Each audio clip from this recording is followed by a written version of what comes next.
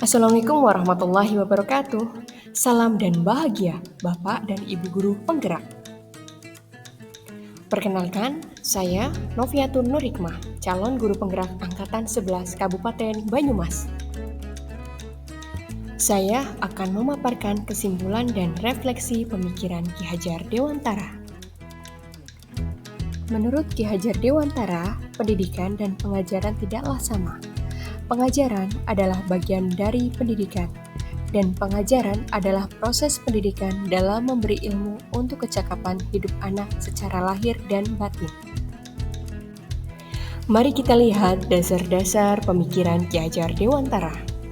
Pemikiran yang pertama, pendidikan merupakan proses menuntun. Yang kedua, kodrat alam dan kodrat zaman. Yang ketiga, tentang trilogi pendidikan. Yang keempat, terkait teori konvergensi, dan yang kelima, tentang budi pekerti dan sistem AMO. Pendidikan adalah proses menuntun. Menurut Ki Hajar Dewantara, pendidikan adalah menuntun segala kodrat yang ada pada anak agar mereka dapat mencapai keselamatan dan kebahagiaan yang setinggi-tingginya, baik sebagai manusia maupun sebagai anggota masyarakat. Pada masa sekarang, perwujudan dari menuntun adalah kolaborasi yang setara dan selaras. Guru dan murid harus dapat berkolaborasi dengan harmonis tanpa ada tekanan dan paksaan, dan tidak ada yang mendominasi dari salah satu pihak. Yang kedua, tentang kodrat alam dan kodrat zaman.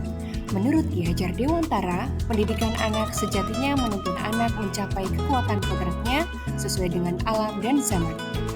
Pada masa sekarang, perwujudan dari kodrat alam dan kodrat zaman adalah dengan melaksanakan pembelajaran yang kontekstual dan inovatif untuk memberikan pemahaman bermakna dan mengembangkan keterampilan berpikir tingkat tinggi serta kemampuan 4C murid.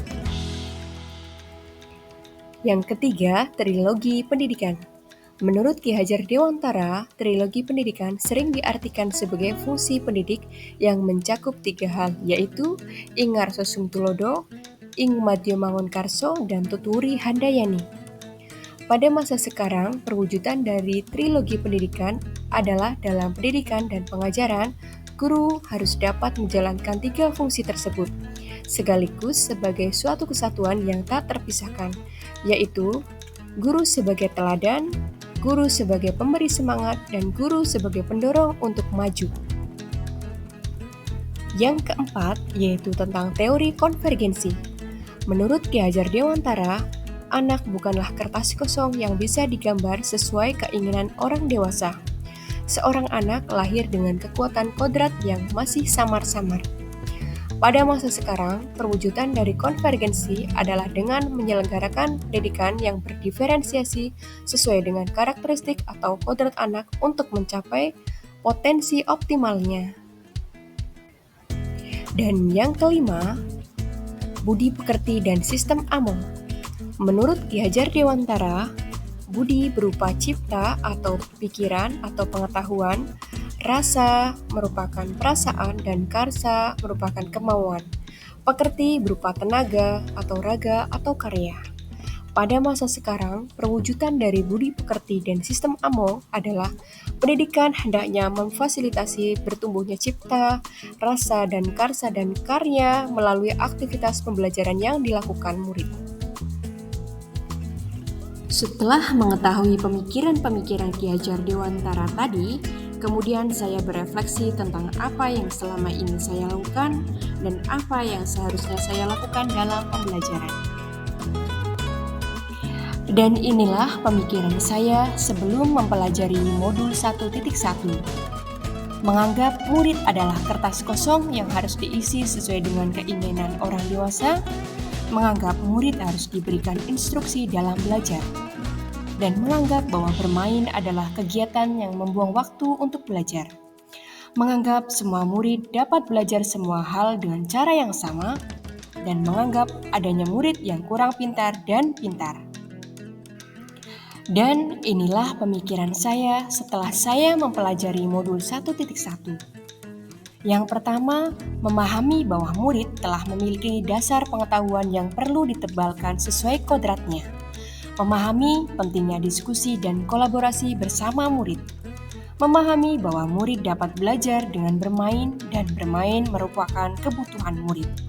Memahami bahwa murid memiliki potensi dan gaya belajar yang berbeda, dan memahami bahwa setiap murid istimewa dengan bakatnya masing-masing.